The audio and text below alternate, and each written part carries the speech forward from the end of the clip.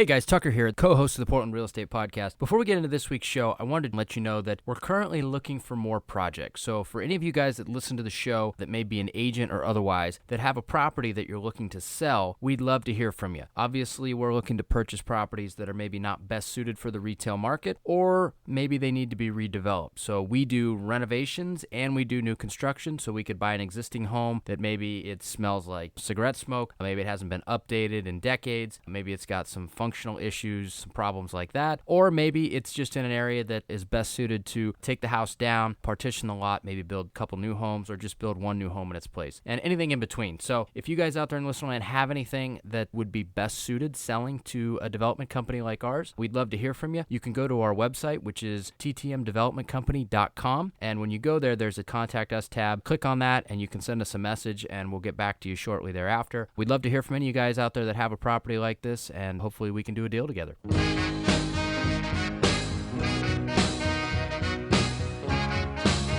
This is the Portland Real Estate Podcast, your number one place for anything you need to know about the Portland real estate market, along with in-depth interviews from our local real estate industry experts.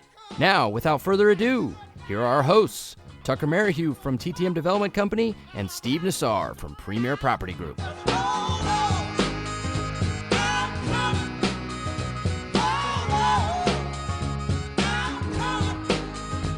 All right, everybody out there listening around, welcome back. This is episode 105 of the Portland Real Estate Podcast. We're back this week. We have a really cool guest for everybody. But before we get into all that, of course, I have to welcome my co-host of the show. What's up, Steve-O? Hey, glad to be back on the show. Very excited. I have to warn you and everyone else. I think this might be the first time where I've got a tiny scratch to my voice. I have no idea why. I don't feel sick. I can assure you of that. But I definitely sound different, right? So I'm going to guess you will be sick by tomorrow, but we'll see. So there you have it. But yeah, excited for today's show. In all of the years that we've been doing this, which we're quickly, I think, approaching the 5-year mark, it's kind of surprising that we haven't had a guest from this organization that's such a huge part of Portland real estate. So I think it's long overdue. I agree. And with that being said, I guess I'll welcome our guest to the show. So, Mr. Ezra Hammer, what's happening? Welcome to the show. Hey, gentlemen. Thanks for having me here today. Big fan of the pod and really excited to be joining you. Thank you. Yeah. And Ezra reached out to us. And this is a reminder to all of our listeners. You know, if you are a devoted listener and you have an idea for a show, man, we're always ears. And if we think that it makes sense and it's valuable, gosh, we love to bring them on here. So Ezra reached out to us. Ezra, who do you work for that is long overdue to be on the show? Yeah, so I'm with the Home Builders Association of Metropolitan Portland. It's a bit of a mouthful, but folks might know us by the HBA.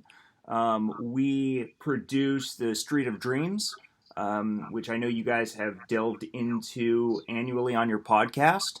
Street of what? Street of Dreams. What is that like is that a mattress company? I'm just kidding. Street of Dreams is huge. Everybody knows the Street of Dreams and everybody knows the HBA. Yeah, so you guys are a juggernaut in Portland real estate for sure. I would venture to say everybody knows about the naked hot tub session at Street of Dreams this year too, but that's just a side note. Listen, that was only at the block party, so if you want to be privy to all the craziness that happens, you got to get your block party tickets. Yeah. Oh yeah, were you there, Ezra? I was there, but I was working, so I've just heard everything third hand. Third hand. What does working at the block party look like? Working at the block party is spending a lot of time with members that are excited to talk to me about all the important things they want us to be working on. I head up our government affairs team, and so we work with local jurisdictions throughout the region on pro-housing policies. And as I know the two of you have dug into, and as we'll dig into today, there's a lot of challenges out there that folks are facing, and so whenever people see me, they want to talk. So, okay, and you, by the way, you are a lawyer through and throughout. I have to tell you, like, only a lawyer gets asked what a question about a party and turns it into that legalese. But let me ask that again. So you were at the block party, and I may have to interpret a few of your things today, and you were there, and people were walking up to you and engaging in in-depth conversations, hence why you were working? That's absolutely right. Okay. Did you have a cocktail or a beer in your hand through that process? There, who were kind enough to generously donate some of their product. And so I don't want to shout anybody out specifically, but if you were at Block Party, you probably tasted some of the delicious infused drinks that were available, and I might have had one of those. Okay. Well, so you were having a little bit of fun. Good. Absolutely. Okay, Ezra. Well, tell us about yourself. We've kind of dabbled in this a little bit. Tell us about yourself, how long you've been with the HBA, and where you came from and background. Yeah, absolutely. So I am a reformed land use attorney who used to practice down in Los Angeles. My portfolio down there had me working primarily with folks building large scale, so 100+ unit multifamily housing, as well as mixed use and some industrial. Los Angeles County is unique in that there's 89 cities in the county and about another 50 in the immediate geographic area. And with each one of these cities having their own planning commission and city councilors and mayors, my job was driving between these jurisdictions and sharing my clients' wonderful projects with the decision makers who would be voting to approve their projects. My wife and I fell in love with the Portland region about 9 months ago, and we decided to make the choice that so many other folks across the country are making, which is to come out here and join you in beautiful Portland. Gotcha. Yeah. And so you were not with a builder association in California, correct? Right. So I came from private practice. We were members of and participated with the local builders organization down there. It's called the Building Industry Association. It's a sister organization to the Home Builders Association up here. And we worked on a lot of the similar issues that folks are grappling with up here. So whether it's the cost of producing housing or ensuring that jurisdictions are making enough land available for housing, there's a lot of similarities in the challenges faced by builders and developers up and down the West Coast. And I'll interject here, Steve. I mean, we should probably let our listeners know, we had coffee with Ezra a week ago or so, and we actually went through some of the stuff that he's mentioning there. But basically, they help, or what he's saying is that they help go over like available lands reports, things like that, right? That say how much land is available for builders to build on. And they basically do an audit of it to make sure that nobody's lying or maybe misrepresenting or maybe just has some information that's not factual and could be updated, right? So that's some of the stuff that they do. I know we've got a bunch of other questions, so I'll let you tee them up, but just wanted to kind of clarify that for our listeners. And we had coffee with them. We talked about these things, and we said, well, you know what? There's a lot of these things that we could talk about on the show, in addition to just kind of digging in what the HBA does and how it affects those of you guys that are listening right now. Yeah, and we will get to that. Ezra, some of the stuff we talked about, and I'm glad you mentioned that, Tucker. I was actually thinking it might make sense to let our listeners know we've talked about some of this stuff. So, and over coffee together. I thought it was kind of fascinating, Ezra. And I think our listeners would benefit from it. I incidentally was at a open house over the weekend, and an attorney came in from California, very similar to yourself, and he was looking to relocate up there. So we had a very similar conversation that we had. But so you were a licensed practicing attorney in California. You've moved up here now. You're working for the HBA. Talk to us about that process to become an attorney here, and reciprocity or the lack thereof, and what that looks like. Yeah, that's actually one of the funnier nuances about coming up here, because California doesn't accept reciprocity for legal licensing with any other state. Nobody accepts it with them. So it'll be fun to take the bar a second time for all of you out there who have taken it. What a really engaging experience it is. And I'm being a little bit facetious there, but you hear that, Steve? You got an attorney to joke a little bit. But he used a big word when he joked. Are you in that process now, Ezra? So I'll be taking the test next year. We're just focusing on getting through some really big issues at the end of this year. The jurisdictions out here that are passionate about putting in place tough regulations to disincentivize housing, they don't rest, and so we don't rest. And that's going to have us pushing pretty aggressively through the end of the year to make sure that we're doing everything we can for the development and building industries. Awesome. Okay, so you came to the HBA. When did you come? Did you say that to our listeners, Ezra? I joined the team in January, so been on board about 9 months. Yeah, so you're approaching your 1 year anniversary. It's actually a little bit more than that. It's 11 months. What were you hired at with the HBA? Your actual position? Yeah, and you say 11 months, and I'm just realizing how quick time is flying out here. Oh, man. So I am our Director of Policy and Government Relations. That's a fancy way of saying I manage our government affairs and lobbying efforts in the Portland metro region. So we have a 3-person team, and we work with cities, counties, and with metro on land use policies and regulation policies that relate to housing, either the production of housing or the building of housing. Mm-hmm. Awesome.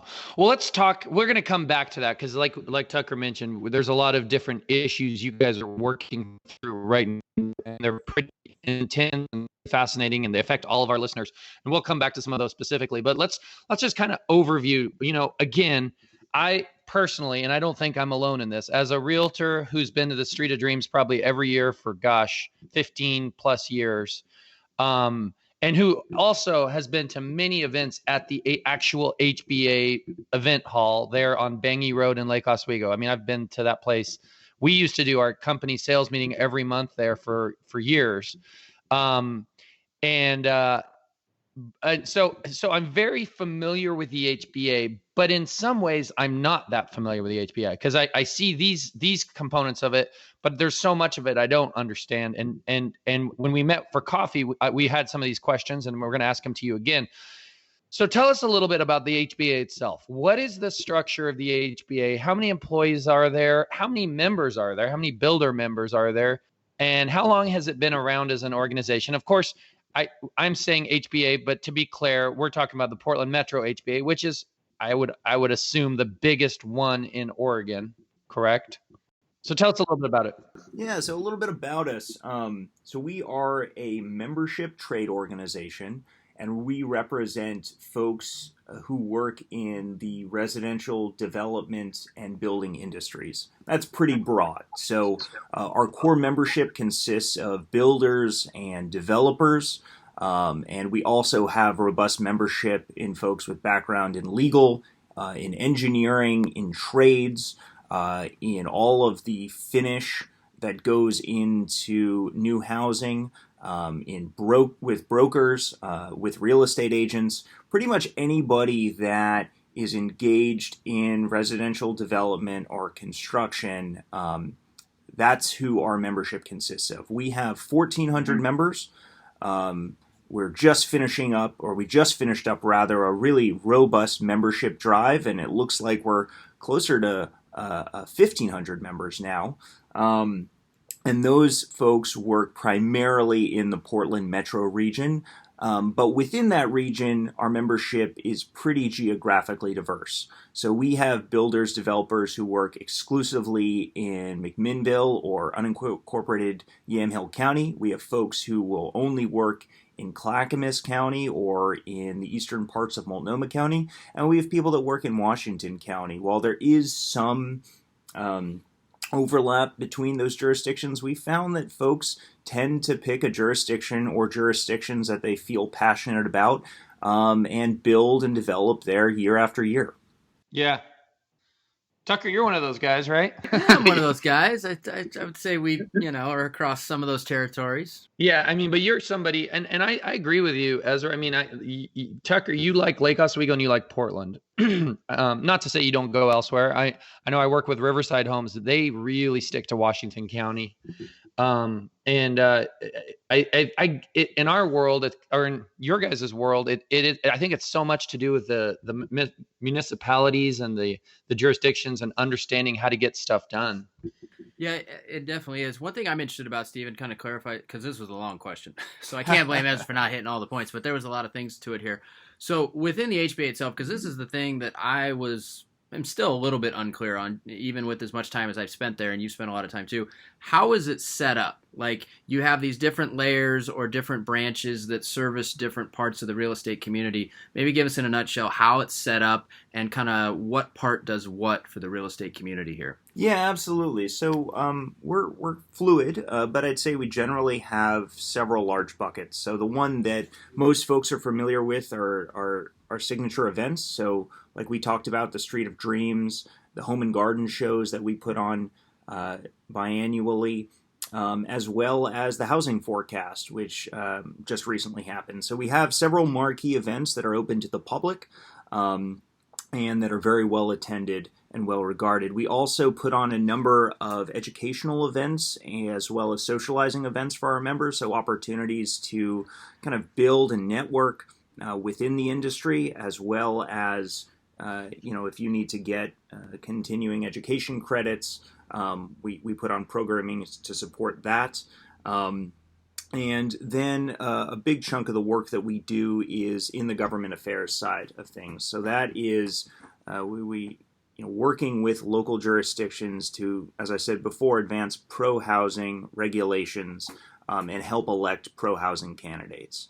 And so we have members that are very interested and dedicated to government affairs. And they work through our government affairs committee to kind of shape and direct the work that we do with these jurisdictions. And I think that's the part that maybe you and I don't see, Steve, right? Like, because we've been to the Street of Dreams, right? Maybe we weren't in the naked hot tub party, but we go to the Street of Dreams. We go to the shows. I'm sure. Did you go to the housing forecast this year that they put on? I didn't. I like those. I mean, it is kind of early. It starts at 7 a.m., so a lot of realtors aren't out of bed. But joking. But I've gone many years. So the point is they put on those outward-facing events, right? We're all familiar with, but what we're not so familiar with is the work that they do behind the scenes to kind of help allow us on the building side to produce product for you guys on the realtor side to be able to sell, right? And then all the service providers in the middle to be able to, take part in. So I think that's the part that's kind of was most interesting to me when we had coffee. And obviously, it was interesting to you as well. So for those of you guys out there that are listening, there is that outward facing stuff that many of you have probably partaken in, but it's really the behind the scenes stuff that's probably the most important when it comes down to it, at least from the stuff that we were talking about. Would you agree, Ezra? Well, I certainly think so, since that's kind of our bailiwick, but I think it's the three working in tandem together, which is making sure that we put on world-class events for our members as well as the public. We put on good educational opportunities for our members so that they can continue to grow in their businesses. And then we also push the envelope every day to make sure that jurisdictions aren't being unreasonable to new housing. Awesome. Ezra, how many employees are there for the HBA? Yeah, so we have several dozen, and then we scale up for major events. So there's folks that we'll work with on a part-time basis, but our core team is a couple dozen folks. Okay, and they do sit there in that building on Bangi Road above the event center. Is that correct? That's correct, and we'd love to show you the office, and we'd invite folks to come by and meet the team. Yeah. Okay. So there is like offices above there. Yeah. I've always wondered about that. And that's where you have an office as well, Ezra? Yes, that's right. Okay. And then lastly on this topic, how long has the Portland Metro HBA been around? Yeah. So, we trace our heritage back as a home builders organization to the 50s. So before there were the land use regulations in place that we know today in Oregon. As an organization, we've evolved over those many decades to really expand our focus as our membership expands the type of housing that they build. Looking back, to the post-war development that occurred in Oregon, it was really one type of housing, single-family homes. And today we have membership that builds single-family, multifamily. They build attached and detached. They build primary and accessory. We have folks that specialize entirely on cluster housing and cottage housing. So it's really expanded the universe of housing that our membership provides. Awesome. And for our listeners, just to kind of bring this home, in our world as realtors, the HBA is to builders kind of what PMAR and NAR. PMAR is the better example because NAR is national, but PMAR, Portland Metro Area Realtor Association, how they band together, we through them are represented locally in our interests, much like the HBA does for builders. So talk to us a little bit about the objectives of the builders and the charter of the HBA. What's the mandate? Yeah, so our focus on the government affairs side is really to ensure that we're doing everything in our power to advance a framework of regulations at the local level that supports new housing. So that takes on a whole variety of meanings depending on the jurisdiction that they're working in. As builders, developers know, doing business in Oregon City is very different than doing business in Lake Oswego and very different than doing business in the city of Tigard. Each jurisdiction has its own flavor and its own flair. And the elected leaders in these jurisdictions all have very different viewpoints on housing, whether they want it, whether they think it should be something that's permitted in their boundaries, or whether it's something that they don't like and they want to make more difficult to build. You got that, Steve?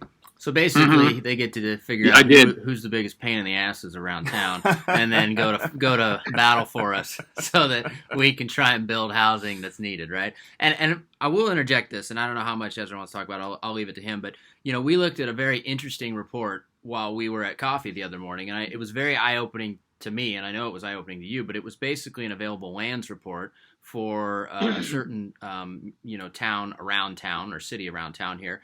And, what did you think of that? I'm curious from your standpoint, Steve, what you thought, from the realtor side, because we all hear about the urban growth boundary and the, available land within it, and that's why it doesn't get pushed. But what did you think of that report? The one about Tualatin? Yeah. So what I took from that, and by the way, Tucker, if this whole real estate thing doesn't work out for you and me, I think we're pretty good interpreters for attorneys. What he's really saying is he finds the biggest pain in the ass jurisdiction. I love it. So what I took from that was that some of these municipalities aren't very thorough and I don't know if that's deliberate or not deliberate. That's a question probably for Ezra, in understanding how much housing they need and how many lots they have. So in other words, it sounds to me like Metro goes to a city like Tualatin and says, obviously I'm gonna say this at a high level. It's way more intricate than this, but hey, how many lots do you have, Tualatin? We're trying to figure out how much the entire region needs. And Tualatin is required to come up with some kind of report saying, hey, based on what we know, we have, X amount of lots. Maybe it's 1,000 buildable lots that we can start tap into. That's kind of like our reserves to build for the next 5-10 years, whatever.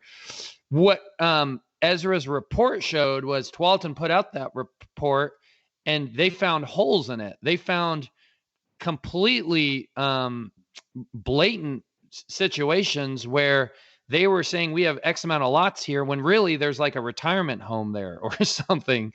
And so it's what they're giving Metro, if it's inaccurate, and then Metro's making decisions about whether to expand the UGB based on that, it causes huge constrictions and problems for the overall Portland housing area.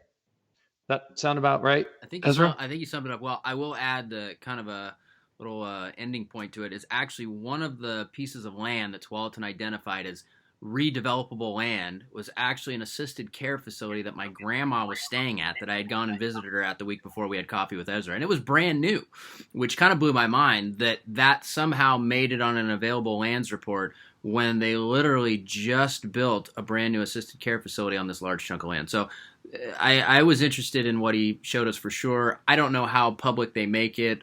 He had a report, so I'm assuming it's fairly public. But Would you say, Ezra, that same type of issue is popping up not only in Tualatin but in other cities' reports as well, or do you think it was very isolated to Tualatin in this case? Yeah, no, great questions and great summaries, Steve. Thank you for that.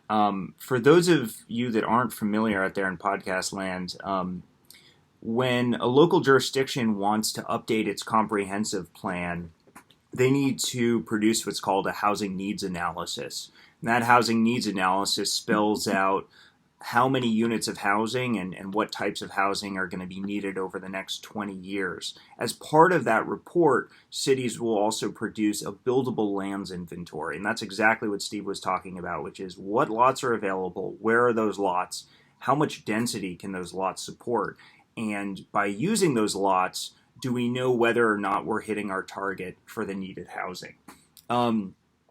So the city of Tualatin was in the process of updating their comprehensive plan, and so they produced one of these reports. And Steve is absolutely correct that the buildable lands inventory included in the city of Tualatin's draft housing need analysis identified 11 parcels, and on those 11 parcels, there were almost 800 units of housing that currently existed. And it's some of the city's older multifamily housing, both for sale condos and rental apartments, as well as a senior assisted living facility. And the city got that report from a consultant and we failed to do any further analysis to really ground truth and look at the lots that they were showing in the report as available for the development of land. So, in answer to your question, Tucker, it's our responsibility as an organization to make sure that when cities produce housing needs analyses and buildable lands inventories, that somebody is out there checking the work and making sure that what they're saying actually ground truths and can be effectuated through the development process. Because absent that, what we have are a series of plans that don't have enough land available in them to accommodate the housing that cities are going to need over the next 20 years. And without that available land, what we will continue to see are raising housing prices across the board. So, Steve, here we go. I'm going to take another stab at summarizing attorney lingo, although that was actually very clear. But I'm gonna have some fun here on today's show. So, basically, when a city submits a available lands report to Metro, Metro then says, we're not going to push the urban growth boundary because it appears we have enough available lands within these cities. But if you look at those available lands reports and they're so erroneous that they include a ton of land that's either already been developed or recently or in the recent past or even further back than that, but has a large number of units on it already, they're making a decision to not, or they're making an ill-informed decision to either push the UGB or not, basically based on a report that has erroneous information. So they're going in and they're digging into this report saying, okay, you're basing your decisions off of this report, but this report has a bunch of false information in it. And so it was very interesting for me to see that because I figured that whoever was doing these reports, there was enough checks and balances along the way that they weren't going to include, for example, the large tract of land that had a brand new assisted care facility on it. Like, how in the world could that make it onto an available lands report? But as we found out, it does. So it was a real eye-opener for us. I'm glad that Ezra shared it with us. But that's basically some of the behind-the-scenes stuff that they're doing. That's, I guess, my summary, Steve. How do you think I did? Yeah, no, that's great. Ezra, do you think those mistakes ever go the other way where they underestimate how much they have? Or do you think the municipalities prefer to be erroneous in the direction of too much? Yeah, I don't think any of these errors are intentional in nature. I think what we're dealing with is a situation where it's highly complex. Jurisdictions may not be familiar with the process. They may not have the resources to go and look at the parcels that they're actually identifying. And they may just let one error feed another. to a point where you put out a report that's not very useful. So we don't think any of it is malicious or intentional in that regard. From the reports that we've seen, they tend to go in one direction, right? We're dealing with when you're looking at infill parcels, it's rare that you will overestimate or rather underestimate the amount of available land that you have, because in urban infill settings, there is more development than not. And the development that exists, jurisdictions can tend to know about it because they're the ones issuing permits, and they're the ones connecting sewer lines and approving projects on those lots. Yeah. Since we're on the subject, and I don't think we talked about this at coffee. It made me think of something. On a high level, what is the HBA's view of the UGB? And let me clarify that. Okay. Does the HBA's view, because that's obviously a big part of what you guys do, right? That controls everything that your members, and it affects your members so tremendously, right? In other words, like if the UGB was suddenly moved to Woodburn tomorrow, there'd be a lot of land, right? But would that be good for the HBA, or would that be too much? So does the HBA take a balanced approach to the UGB? Like we want more, but not too much, or is more better always in the HBA's mind? Yeah, no, that's a really great question. So just a little bit of background: about 90 to 95% of our builder developer members work exclusively within the urban footprint. So these are folks like Tucker that are doing development within jurisdictional boundaries. That's the bulk of the housing that's getting built today in the Portland metro area. And because urban growth boundary areas need a lot of infrastructure and need a lot of support before they can accommodate development, the type of housing that gets built there tends to be a little bit more expensive. And our members, while some of our members build that housing, a lot of them build starter homes. They build homes that are accessible to folks making around the area median income. And those types of homes really can only be built within the urban boundary. Now, specifically with regards to the UGB, we support ensuring that there's enough land for housing, kind of full stop, I think is the clearest way to articulate that. And like we talked about with Tualatin's draft buildable lands inventory, if the cities are not doing a good job of identifying where that land is that can accommodate new housing, then everybody's going to be worse off for it. So we believe that cities need to do honest accounting. They need to clearly articulate where they are going to support housing over the next 20 years, whether that is available land within a city boundary, whether that land becomes available through rezoning from previous industrial land to land that can now support housing, whether that's upzoning, so taking lower density zoning and allowing for more housing to go on it, or expanding the urban growth boundary to accommodate that new housing, right? Mm-hmm. We believe that there's not one right answer to the question of where's the land for housing going to come from, but we believe that cities need to be honest in their decision-making process, and they need to accommodate the housing somewhere. State law is very explicit that cities need to accommodate growth. We don't have a system where people can roll up the drawbridge and put the alligators in the moat and say, no, thank you, we're full, we don't want any more people. And specifically in the Portland metro region, where we do have regional coordination on so many important issues, from trash collection to transportation, infrastructure funding, it's extremely important that all of our jurisdictions play by the same set of rules. And that means that every city needs to do their part to ensure they have an honest accounting of the available land, and are willing to make the tough decisions about where housing is going to go, again, in that next 20-year timeline. So Some of that housing is going to be supported through urban growth boundary expansion. Some of that housing is going to be supported through rezoning. Some of that housing is going to be supported through upzoning.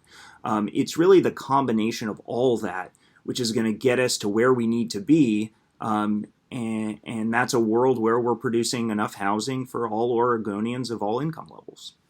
Hey, Ezra, question for you. Does the HBA interact with other associations around the state or maybe even beyond? And I'll give you a kind of a frame of reference on this question. When we've had RMLS's Kurt Von Wasmuth on here, it sounded to us like he pretty frequently gets together with other MLSs. And I don't know if they have MLS conventions or meet and greets or whatever, but they definitely, share their strategies, missions, what's working, what's not. Do you guys do that as well? Yeah, absolutely. Coalition building is such an important piece of what we do. You mentioned PMAR before. They're great friends of ours, great allies. Love the team over there, and we've worked collaboratively with them at issues kind of throughout the region as they crop up. Each city really has its own unique organizations that thrive there. So in the city of Portland, we do a lot of work with community-based nonprofits that are focused on ensuring that there's enough housing at all levels for folks in their communities. In other jurisdictions, we work very closely with the chambers of commerce. It really depends on the jurisdiction. But we have an open door policy, and I think it's really reflected in the type of advocacy that we do.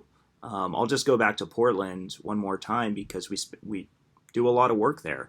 Our recent op-ed, which was published in the Portland Tribune, was jointly written by myself, by the folks at Thousand Friends, which is an advocacy organization that also looks very closely at available land for housing, and the Housing Lands Advocates. And that's an organization that's really dedicated to ensuring that there's enough land available for affordable housing in Oregon. So, that was something that we did very purposefully, which was ensuring that we had different voices at the table for our communications, because it's important that we're not the only ones talking about the need for housing. We're hearing those conversations percolate up to the surface in all sorts of communities. And whoever is interested in having that conversation, we'll partner with them. And we're excited about that. Mm-hmm. Mm-hmm. One other question that I had while we were talking, HBA, does their line on what they do and focus on stop with brand new construction, or is there any overlap into remodeling, tear downs? I guess that would be maybe viewed new construction. Speak to that, Ezra. Yeah, and maybe I wasn't articulate enough before, but we think of new housing being both new housing that's built from the ground up, as well as housing that is remodeled and made really usable again. So we have a really robust group of remodelers that work throughout the region. A lot of our efforts are directed at ensuring that remodelers aren't unduly hit with regulations that are unfair. So for us, it's all housing is good housing. Like I said before, our members build all types of housing. They also do remodel. And we have members that build covenanted affordable housing. So, government subsidized housing available to folks making less than the area median income. And that housing is critically important to the region. Gotcha. Okay. Yeah.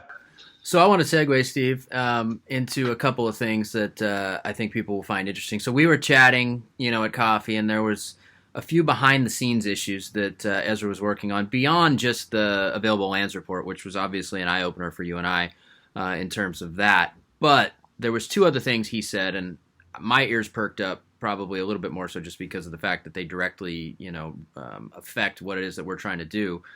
And those were the change in the Portland tree code in terms of the fines that will be lobbied against you. And then also the potential proposal of a demolition tax in the city of Lake Oswego. So I wanted Ezra to have the floor here and kind of give our listeners the details on both. And then obviously we can comment on it. But I wanted to at least get the word out so that people can be aware of this. So let's start with the tree code changes and talk about that.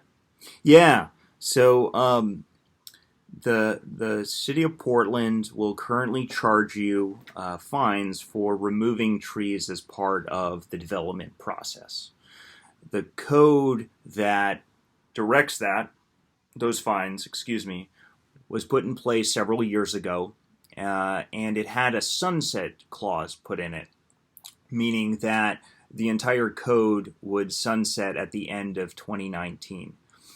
The city did that because the process that led up to the promulgation of the code was not transparent. It was done with backroom deals. It was managed pretty heavy-handedly by a city commissioner, and there really wasn't a lot of opportunity for folks who build and develop to engage in a conversation with the city about the impacts of these regulations. So the tree code that exists today has a lot of failings in it. The requirements for a root shed protection are such that even in situations where trees can be saved and can be properly managed by a professional arborist, the city essentially directs you to remove the tree. Because they say that, you're not creating a big enough buffer for the root system, even when you are.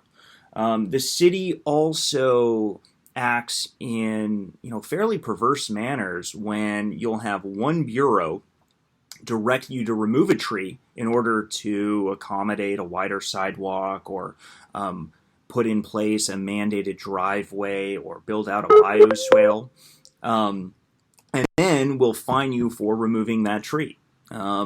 City of Portland and their unique bureau system is such that there just isn't a lot of communication between the different bureaus when it comes to the tree code.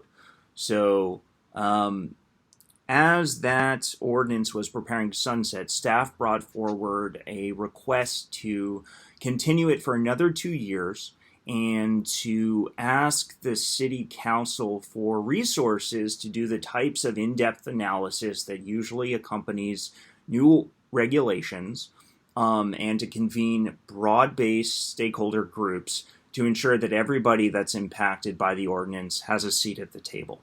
And their timeline for that was approximately 2 years. Unfortunately, in an 11th hour pivot at the city Planning and Sustainability Commission, and then subsequently to that at the Urban Forestry Commission, the commissions voted to remove some of the exemptions that currently exist in the code, as well as greatly increase the fines associated with removing trees. Now, let me be very clear that we are not anti-tree. We and our members are very interested in having a conversation with the city about crafting the appropriate types of regulations to ensure that our existing urban forestry canopy is maintained and enhanced.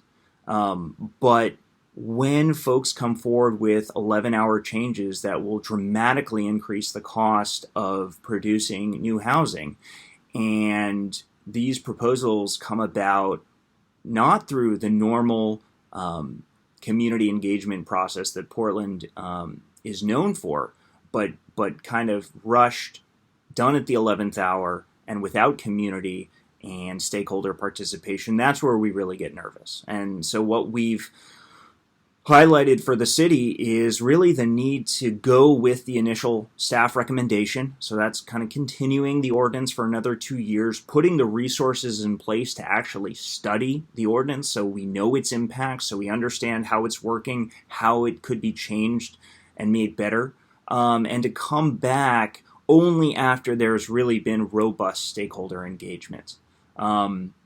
Absent that, the city is just going to commit the same error that it did the first time this ordinance was put in effect, which is rushing something through without fully understanding the implications, and then dealing with the repercussions of that as housing becomes more expensive. So I think what he's talking about, Steve, just to clarify, is right now one of the biggest challenges with cutting a tree in the city of Portland. Let's say you have a lot, right? Let's just call it a simple infill lot. It's 5,000 square feet. You have a small, 40s, 30s built saltbox type house on it. Maybe it's 800, 900 square feet. Hasn't been maintained forever. It's been a rental for, let's call it 30 years. It's got original windows. It's got asbestos siding. It's got a terrible floor plan, and it's got your old Portland crumbly foundation that's maybe 6'7" tall down there anyway, and it's unfinished, right? You have all these things, as Randy would say, right? You've got this asbestos lead thing that you got to get rid of so you can get new housing in there that's a much better place to live, which I agree with him. But right behind the house, which would sit within the footprint of a new home, which of course is going to have a bigger footprint than 900 square feet, right? Sits a tree that's 49 inches in diameter, right? Doesn't really matter what kind, is my understanding, but it's 49 inches in diameter. That tree is going to cost you $12,000 minimum fee plus $300 per caliper inch above 48 inches. So if that tree is 52 inches, you multiply $300 times an additional 4 inches. If it's 68 inches, you get my math, right? But what my understanding is that the city is trying to take that idea, which has been in place, which then what that does is it translates to a higher cost of redevelopment, which ultimately just means that us as builders can pay less money to the homeowner, or we try and push the price higher on the other end, either of which is not good, right? You're either getting less money to people in their pockets that ultimately is a retirement account, or you're creating more housing that is more expensive on the other end. You can only push the market so much. So it comes from one of those two places. Right now, that line in the sand for that big fine of $12,000 plus $300 a caliper inch is at 48 inches. What they're trying to do, from what I understood from Ezra, is that they're pushing that number down to 20 inches. So any tree that is 20 inches in diameter or bigger has a set of fines attached to it. I don't know exactly what the numbers are, if they're the same or if they differ a little bit. But virtually every tree that sits on a lot that's going to be redeveloped is about 20 inches or more in diameter. Being bigger than 48 inches, that's a big tree. But 20 inches in diameter is not a very big tree. So basically you're saying every tree that gets cut is going to have a big price tag attached to it, which then comes from two places: out of the homeowner's pocket or from the market on the other end, neither of which is good. Is that a good interpretation, Ezra? It absolutely is, Tucker. And I think importantly, if you look at the urban forestry reports, looking at how they're spending this money, you'll see that based on their most recent report, they have hundreds of thousands of dollars currently sitting in an account for use to, plant trees or protect our existing urban canopy. So it's unclear why they need such a significant influx of dollars. The city hasn't articulated that. And they haven't done any analysis to show us what the implications would be of dramatically increasing these fees. So whether it's leading to more housing unaffordability, or it's leading to less slots being developed, meaning that more folks are going to have to live farther from the urban core and drive to commute to work. Those implications are totally unknown. And because these recommendations came at such a late point in the process, staff has not been able to provide those fairly basic answers to the questions that have been raised. Do the municipalities, and I know that's a lot of them, but let's say Portland, for example, and then speak maybe and beyond that, are they pretty good about engaging with you guys? I mean, is there a pretty open communication channel? Do they allow you guys? I mean, does the HBA have a pretty good seat at the table for these conversations, or is it a grind? And does it vary a lot? Yeah, I would say it goes from very good to a little bit of a grind. Most jurisdictions recognize the value of housing. They realize that without it, their residents are going to be hard pressed to afford to live in their communities. They also realize that, as I talked about before, this really is a regional effort to provide enough housing that they need to play by the same rules as everybody else. So I'd really shout out some wonderful cities in all three of the major urban counties that are engaging, allow for broad-based conversations with our membership and with us. There are some outliers, unfortunately. There are some jurisdictions that have made it clear that they have no interest in supporting new housing, that they would rather sue the state than accommodate new residents in their neighborhoods. And so those cities, it's a little bit tougher to have a conversation with because we're so ideologically opposed. I think the city of Portland is a unique example because it is so siloed. Some bureaus are really great at having conversations, and they recognize that they need to have broad-based stakeholder engagement throughout the process of crafting any new rule.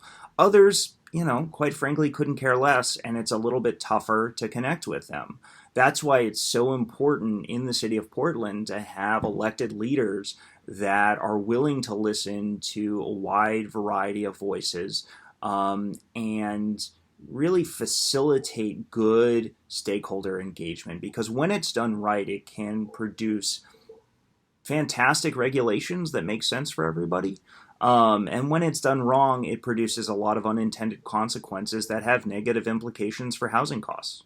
And this would be a negative unintended consequence. But just for clarification, this new potential tree code, because of the sunset clause, would it go into effect as of the beginning of 2020? Yeah, so it's a little bit unclear right now. So this week, the Portland City Council is going to bring forward a recommendation to extend the current regulations for 2 years. So that's staff's initial recommendation, and that'll be going before the city council. And because they want to put that in place to ensure that it doesn't sunset at the end of this year. The recommendations that came from the two commissions are tentatively scheduled for the first week in December. The staff report isn't out yet, so I can't tell you the specifics of it. We don't know exactly what the fees are going to be. We don't know exactly what exemptions may be available. And we certainly don't have any of the substantive questions that we raised just now and with staff over the last several weeks. So the city council may be considering those recommendations before the end of the year. It may be a little bit later. It's a little bit unknown at this point. And it is going to be up to the mayor to determine whether or not these recommendations move forward. So there you go, huh? So if you got any clients, Steve, with trees on a property that's a tear down, you've got a big X factor on what that property is ultimately worth to somebody like myself or any other builders around town. So I felt that was important to talk about. I know we're cutting it short here, but there's one other big topic that I wanted to allow Ezra to kind of talk about here. And this was one that made my jaw drop when we went to coffee last week. And that was in the city that we do a lot of building in, which is the city of Lake Oswego. So there is a proposed tax that apparently will go out for public comment, I would imagine, something like that, or even more so. I'll let Ezra clarify. But the tax is a demolition tax, and the dollar figure for that is staggering. So anytime you tear down a house in the city of Lake Oswego, it does not matter if the house should be torn down or not. There is a monstrous teardown tax that then gets assigned to it. So you as the builder, developer, or homeowner are then responsible for potentially paying this. So I'll let Ezra kind of air it out here, but this one made my jaw drop. Yeah, thanks, Tucker. And this is really a great example of a jurisdiction looking at implementing a regulation that would have tremendously negative impacts to housing. The proposal is for a $15,000 demolition tax.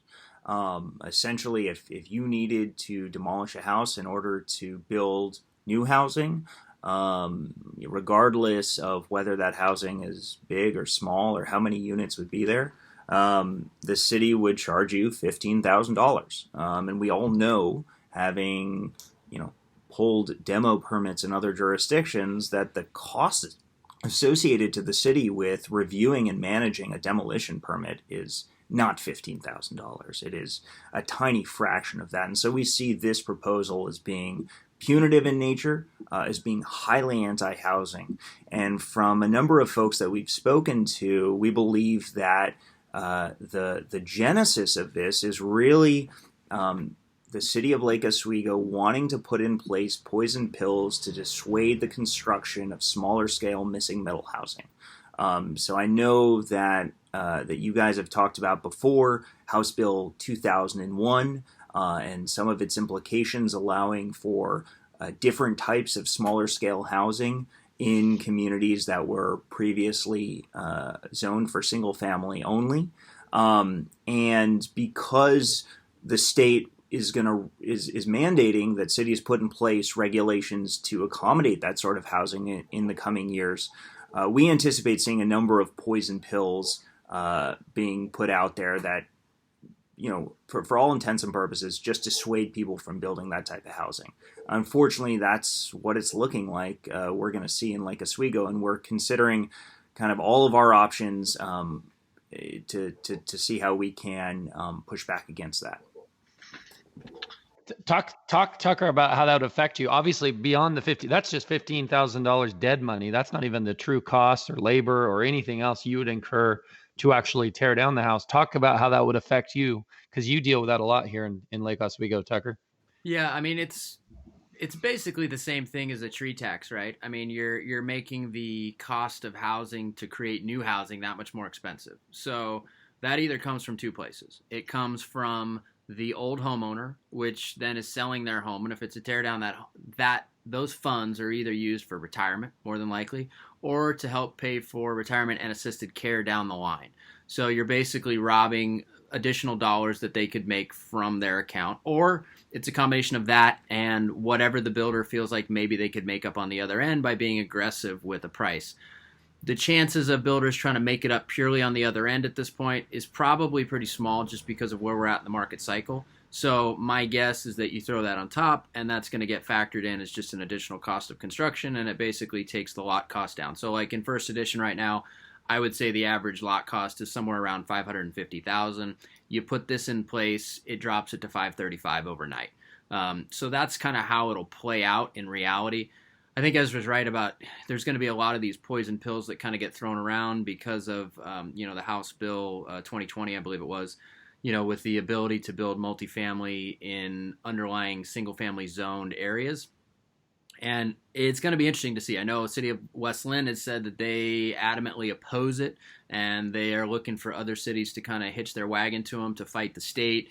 This is probably Lake Oswego's way of kind of a roundabout way of fighting that without getting into major litigation.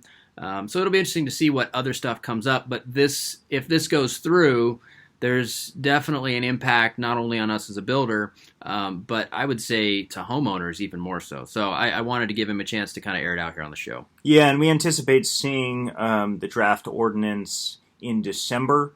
The city council already voted to move forward to direct staff to draft the ordinance.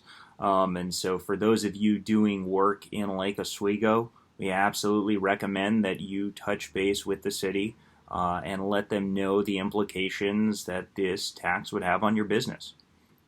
So there you go, Steve. Something to think about, right? Get in touch with your local city councilman. Yeah, I think this affects you just slightly more, man, Tucker. That's a big one for you.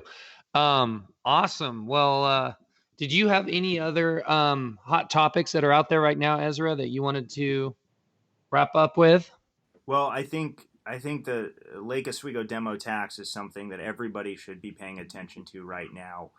Its implications are far-reaching. We anticipate other jurisdictions looking at something similar if this moves forward.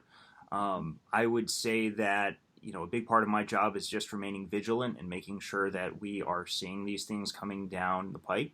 And if you'd like to learn more about the work that we do or to plug into that, look up the HBA online and touch base with us. We're always happy to connect and work in a collaborative fashion to make sure that there's more opportunities for more housing. Yeah, and Ezra, on that note, you're certified to do continuing education, and you do have venues that you can, or not venues. Venues is the wrong word. You do have education that you can go out. If one of our listeners, whether it's another real estate company, I know I've put you in touch with our education committee. talk a little bit about that and how you can get involved in helping educate our listeners. Yeah, and thanks for that, Steve. So right now we're teaching a class on House Bill 2001. That's the missing middle housing bill that Tucker and I were just discussing a minute ago. It has some pretty far-reaching implications, and it's a really interesting piece of legislation that can provide a lot of fantastic opportunities for folks throughout the metro region. So if you're interested in learning more about House Bill 2001, how it may change the landscape of housing in the coming years and decades, please reach out, and we're happy to schedule something and provide some continuing education credits for you and your team. Awesome. And then just to wrap up, how can realtors, home builders, and other industry associates, how can they support the HBA in all these causes that you guys, we appreciate so much all that you're doing to create housing, because we all benefit from that in our industry. What can we do to support you besides going to the Street of Dreams and not getting drunk and going in a hot tub? Yeah, I really appreciate that. As I said before, we're a membership-based organization, and so we would love to have you and everyone else as a member. We fund the bulk of our operations through our events. So come to the Street of Dreams, come to the Home and Garden Show, come to and sponsor the Housing Forecast. If you're passionate about government affairs, if you're passionate about working to advance a regulatory framework that is more supportive of new housing of all types and at all price points, then consider joining as a member and participating on our Government Affairs Committee. We are engaged across the region, and our strength comes from our membership. So the more folks that participate, the more folks that provide their expertise and their time make us stronger and makes our voice that much more amplified when we go and speak with decision makers at the city, county, and metro level. Very cool. Well, there we go, guys. Hopefully you got a lot out of this show. Like me and Steve said, we wanted to bring him on to really kind of pull back the curtain of what the HBA does, but also some of the really important stuff that they're working on right now, and some of the things that are coming down the pipe that are going to affect all of us. And I know that we talked about the demo tax and the tree code, and it affects me as a builder more than some of you, but it trickles down and ultimately affects everyone. So make sure that you reach out to Ezra if you need any additional education stuff done, because he's great with that from what I've heard. Steve, you've plugged him already. I'm sure you're hooking him up with the PPG crowd. But also we'll have links in the show notes so that you can join the HBA and you can help support the cause and support the good fight. Awesome. Well, it was great having you on the show, Ezra. Keep in touch with us. Let us know what other future happenings are occurring, and maybe we can get you back on the show to talk about them as it makes sense. Sounds like a plan, gentlemen. Thanks for having me.